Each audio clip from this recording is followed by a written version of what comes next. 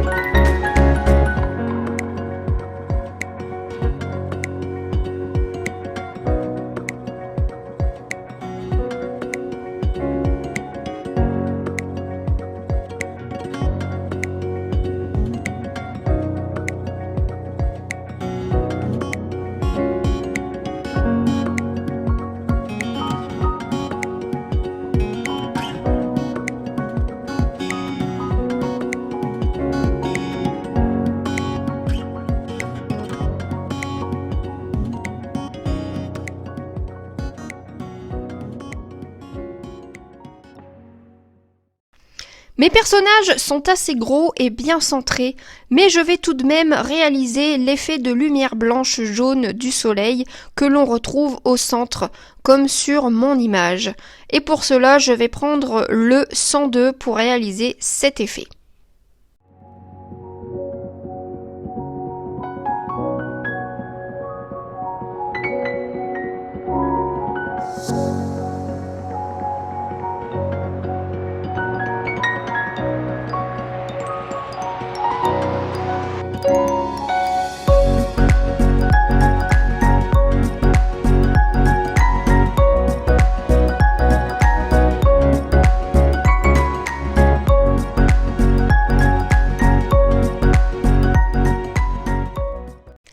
Maintenant, j'attaque les couleurs jaune-orangé en commençant avec le 117.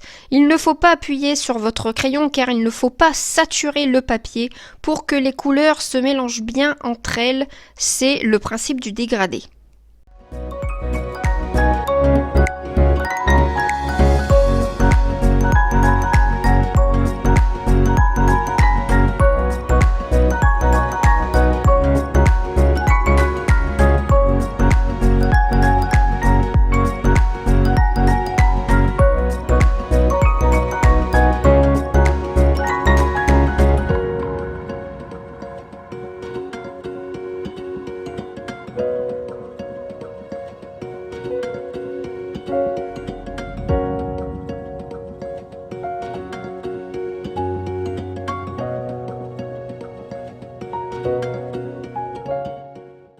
Je continue donc avec le 111, je repasse sur ma couleur déjà placée et je dépasse en remontant sans appuyer, toujours en légèreté, et ainsi de suite avec le 107.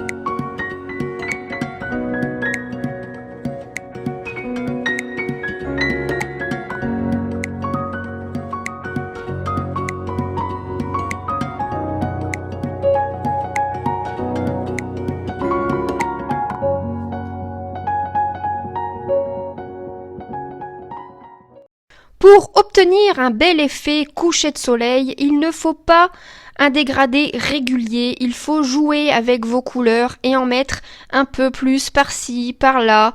Faites-le sans appuyer sur votre crayon pour que les pigments puissent bien se mélanger entre eux et pour que vous puissiez repasser le plus souvent que vous ayez besoin pour arriver à un résultat qui vous satisfait.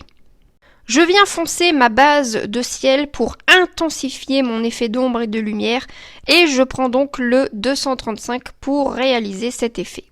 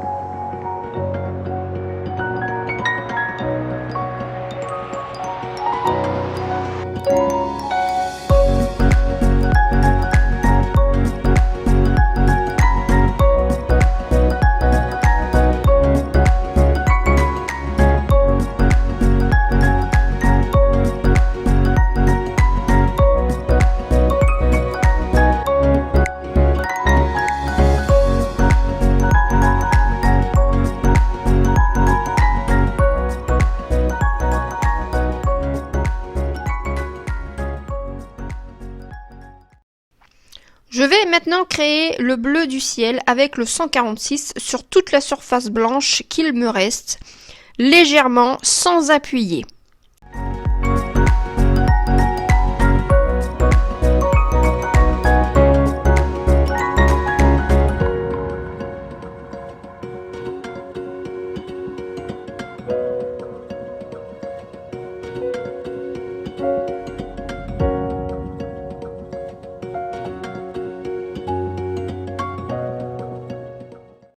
Avec le 107, je viens mettre un effet lumière sur les contours de mes nuages et je vais créer des zones lumineuses dans le bleu que je viens de placer.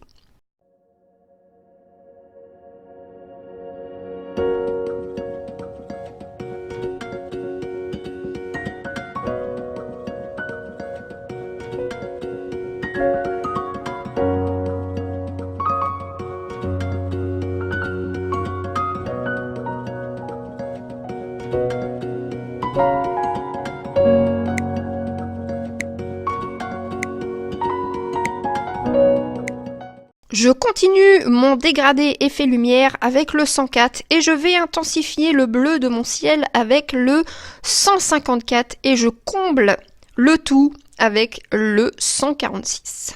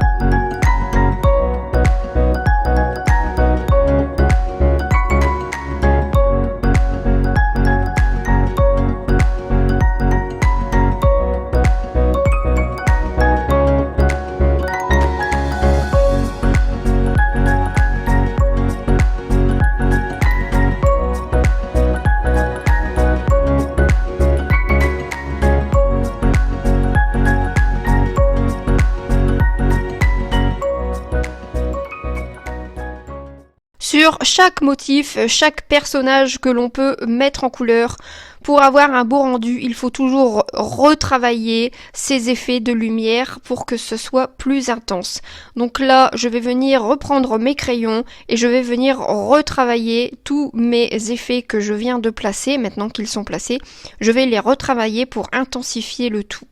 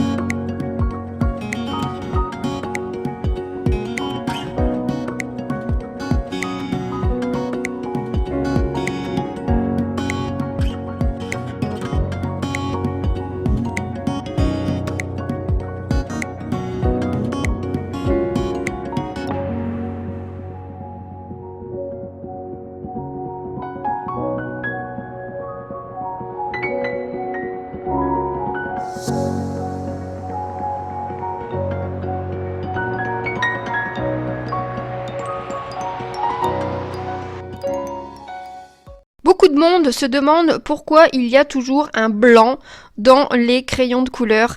Eh bien, vous pouvez vous servir du blanc pour blender vos couleurs comme je vais le faire ici. Je vais blender toutes mes couleurs avec mon blanc et vous allez voir comme le résultat est beaucoup plus joli. En tout cas, moi, c'est ce que je ressens. Je trouve vraiment que mon résultat est plus net et plus beau.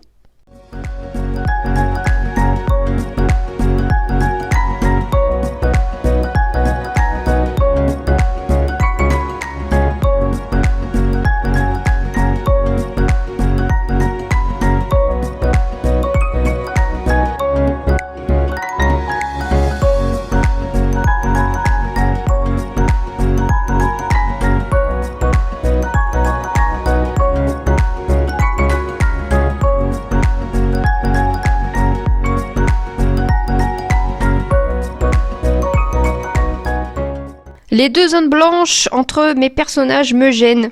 Je trouve que ça va pas, même si c'est dans les faits de devoir faire une zone blanche qui représente le soleil, ça me gêne. Donc du coup, je préfère venir mettre de la couleur. Donc je vais reprendre mon 102 et je vais venir mettre de la couleur entre mes personnages.